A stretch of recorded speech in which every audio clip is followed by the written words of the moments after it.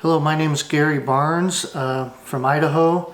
I'm on Semperfly's pro staff and Daiichi's pro staff. I'm here to tie a little grasshopper or could be a caddis variation. You can fish it either way.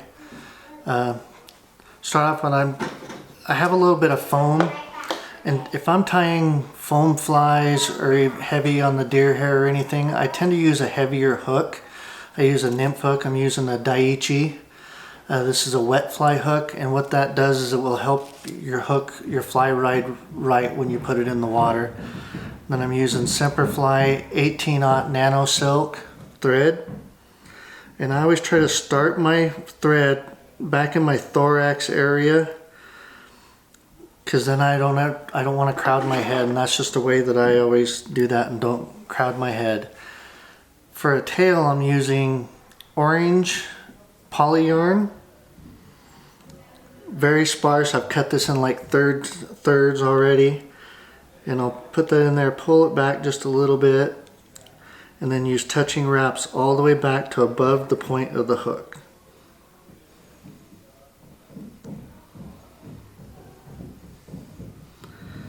And I want the tail short on this. On these type of flies, I typically will make my tail the gape of the hook.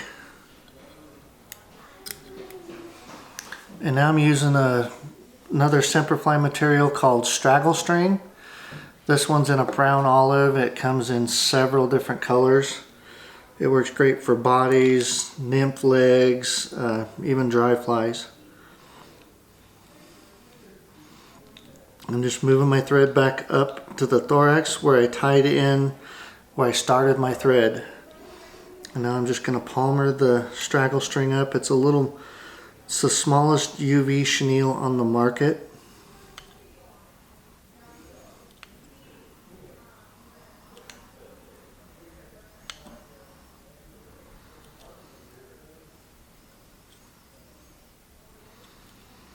And then when I tie off, I always hold my thread up and I do 2 wraps behind the material I'm dyeing and 1 in the front, and that locks it in place.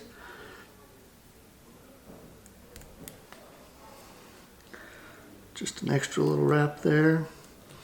Now I'm going to use a Comparadun deer hair for my wing. And I just stacked it, already cleaned it. And I'm going to measure it. I want it to go just to where the tail is.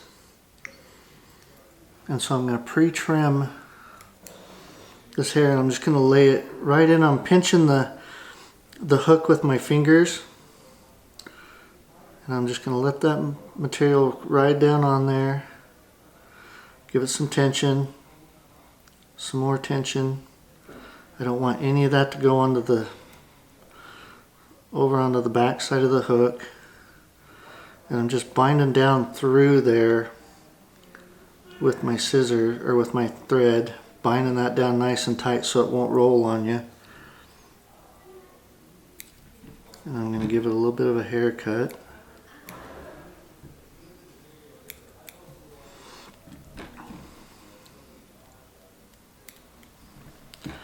Now this is just like Craig Matthews' X-Caddis, but the difference here is I'm going to take a 2.6 millimeter. This is Booby tubes for booby flies, also made by Semperfly. This stuff is really buoyant, and I'm going to lay it right to where my hair tied off, and I'm going to go right behind the hook eye, and I'm going to bind this down.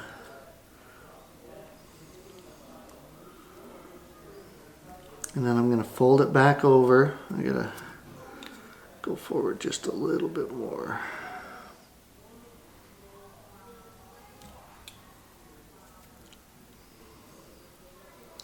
Then again, I'm back right where at my thorax area with my hair.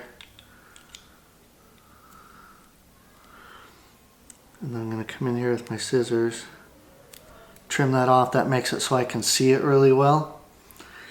And then I got some black. You can use any color you want, but I use the smallest legs you can get, the centipede legs. And I'll wrap that around my thread, and bring that up and position it right where I want it, right at the base of where I tied in that foam.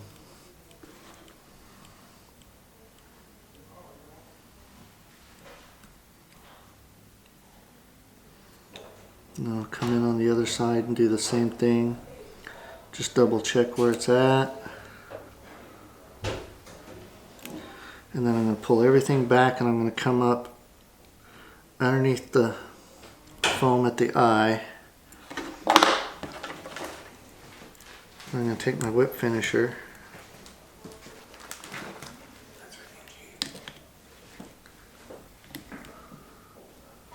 and go right up behind the eye.